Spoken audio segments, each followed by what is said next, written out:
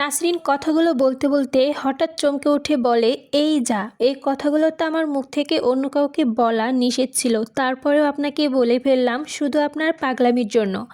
আপনার কাছে করজোড়ে মিনতি, আপনি এই কথাগুলো কাউকেই বলবেন না। বলে বিদ্যালয়ে চলে যায়। রাসেল নাসরিনের কথাগুলো নীরবে শুনে বাসায় ফিরে চোখ বুলায় দিন পঞ্জিকার দিকে। চোখ বুলাতেই দেখতে পায় আজ 14ই পৌষ মাস, অর্থাৎ রাত থেকে 15ই পৌষ শুরু। রাসেলের মনে প্রাণে তৈরি হয় নাসরিনের জন্য আল্লাহর কাছে পানা চাইতে, কিন্তু রাতে বাসা থেকে বের হবে কি করে? যেহেতু হাসপাতালে বাসার ভিতরে, সেহেতু রাত দিন 24 ঘন্টা গার্ড থাকে, আর রাত 12টার পর মেইন গেট বন্ধ থাকে।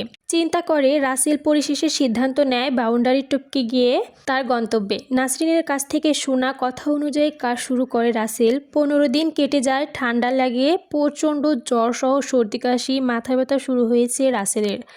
রাসেল অনুভব করছে আজ সে বাউন্ডারি টপকে যেতে পারবে না, কিন্তু একদিন মিস করলে একটি বছর অপেক্ষা করতে হবে। রাসেল চায় না আরও একটি বছর নাসরিন ওই অশুভ শক্তির বেড়াজালে বন্দি থাকুক, আর সে নাসরিনের ভালোবাসা থেকে বঞ্চিত হোক। তাই সে রাহেলা বেগম বলল, মা আমি বাপ্পির কাছে যাচ্ছি, রাতে হয়তো ফিরবো না। রাসেল মাঝে মধ্যে বাপ্পির ওখানেই থাকে, তাই রাহেলা বেগম কিছুই বলল না।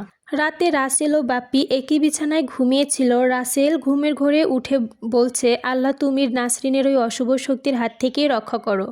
রাসেলের কথায় বাপ্পি ঘুম ভেঙে যায়। ঘুম থেকে জেগে উঠে রাসেলের গায়ে হাত দিতেই দেখে প্রচণ্ড জ্বর ও শরীরে। বাপ্পি ভাবে হয়তো জ্বরের কারণে আবুল তাবুল বকছে, কিন্তু একই ঘটনা ঘটে প্রায় 3-4 বার। বাপ্পি খানিকটা ভয় পেয়ে যায়। বাপ্পির চোখে ঘুম আসে না, সে এমনিতেই বিছানায় শুয়ে আছে। হঠাৎ দেখে রাসেল দরজা খুলে ঢলতে ঢলতে কোথায় যেন চলে যাচ্ছে।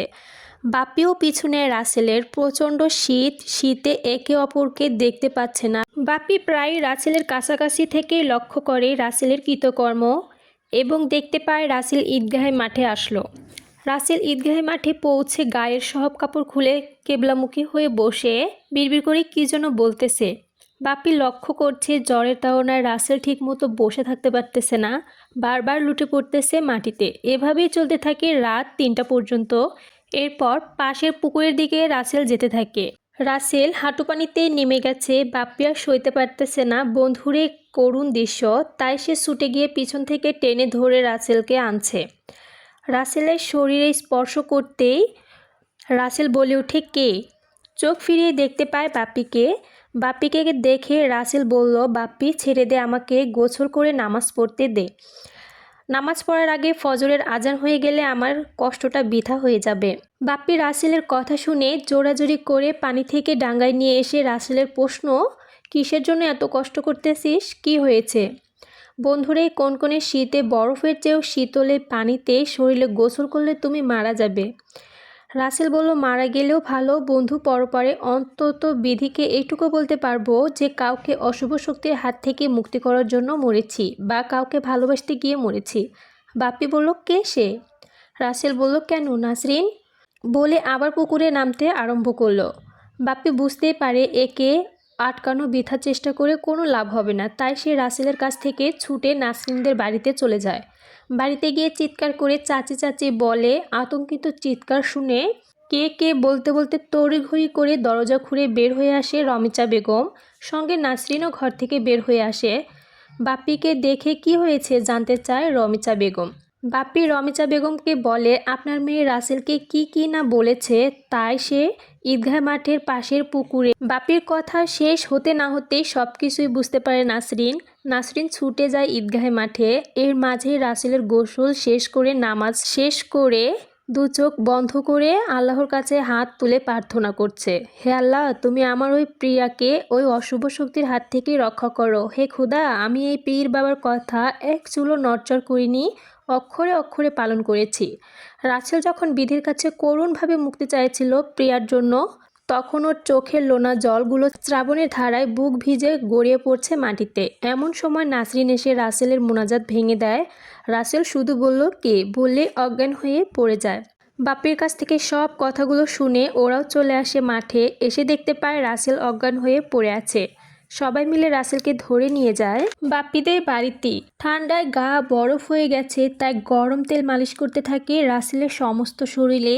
সকাল হওয়ার একটু আগে রাসেল চোখ মেলে তাকায়, কিন্তু কোনো কিছু বলতে পারে না। সকাল হতে হতেই বাপ্পি রাসেলকে ওর বাসায় নিয়ে যায়। রাসেলের অবস্থা দেখে রাহেলা বেগম চিৎকার করে বলে, এ কী অবস্থা হয়েছে তোর? কি হয়েছে? এমন অবস্থা কেন? রাসেলের মায়ের চিৎকার শুনে রাসেলের বাবা আমজাদ সাহেব রুম থেকে বের হয়ে এসে রাসেলের অবস্থা আশঙ্কাজনক দেখে সঙ্গে সঙ্গে হাসপাতালের জরুরি বিভাগে ভর্তি করান। কেটে যায় সেদিন, কিন্তু রাসেলের শারীরিক অবস্থা কোনো উন্নতি না হওয়ায় আমজাদ সাহেব রাসেলকে শহরে নিয়ে ক্লিনিকে ভর্তি করান। এদিকে নাসরিন কেঁদে কেঁদে চোখ দুটো ফুলিয়ে ফেলেছে। রক্তাক্ত মতো লাল টকটকে হয়ে গেছে ওর টগর টগর চোখ দুটো। নিজের কাছে নিজেকে অপরাধী মনে করতেছে। সে নিজেকে কিছুতেই ক্ষমা করতে পারতেছে না, তাই বিভিন্ন জিনিসপত্রে আছাড় মারছে। ওর চোখের সামনে বারবার ভেসে উঠতেছে রাসেলের অসুস্থ দেহটা, আর তখনই ছুটে যেতে ইচ্ছে করছে রাসেলের কাছে। রাসেলকে জড়িয়ে ধরে বলতে ইচ্ছে করছে, রাসেল আমি অপরাধী, আমি তোমাকে বানিয়ে বানিয়ে মিথ্যে বলে এত কষ্ট দিয়েছি, আমাকে তুমি শাস্তি দাও। কিন্তু মেয়ে মানুষ ইচ্ছা করলে যেতে পারে না, তাই নামাজে বসে রাসেলের জন্য শারীরিক সুস্থতা প্রার্থনা করছে আল্লাহর কাছে। মেয়ের মনের অবস্থা বুঝতে পারে রমিজা বেগম। রমিজা বেগম নাসরিনের কাছে বসে মাথায় হাত বুলিয়ে দিয়ে বলল, মারে, কারো কাছে অপরাধ করলে আল্লাহর কাছে ক্ষমা চাইলে আল্লাহ তাকে ক্ষমা করে না, বরং যার কাছে অপরাধ করেছো ঠিক তার কাছে ক্ষমা চাইলে সে যদি ক্ষমা করে তবে আল্লাহর কাছে ক্ষমা করে দেয়। নাসরিন কেঁদে কেঁদে বলল, কিন্তু আমি ওনার কাছে কিভাবে ক্ষমা চাইবো? নাসরিনের মা বলল, কেন? ও তো তোমার বিদ্যালয়ে পড়ে, একদিন সুযোগ করে ক্ষমা চেয়ে নিও। আচ্ছা, এবার বলো তো কেন এমন মিথ্যা বলেছিলে রাসেলকে?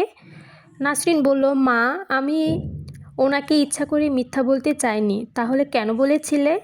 নাসরিন ওর মাকে বলল, উনি আমাকে ভালোবাসতে চেয়েছিল, কিন্তু আমি চাইনি ওনার মতো ধনী একটা ছেলের সঙ্গে আমার জীবনটা জুড়িয়ে আমার দুঃখ পেতে, তাই আমার থেকে দূরে সরাতে বাধ্য হয়েছিলাম এই মিথ্যাগুলো বলতে। সব কিছু পরিষ্কারভাবে বুঝতে পারে রমিজা বেগম, তাই মেয়েকে সাবধান করতে শুধু বলল, এমন কিছু করো না যাতে আমার মান সম্মান ধুলোয় মিশে যায়।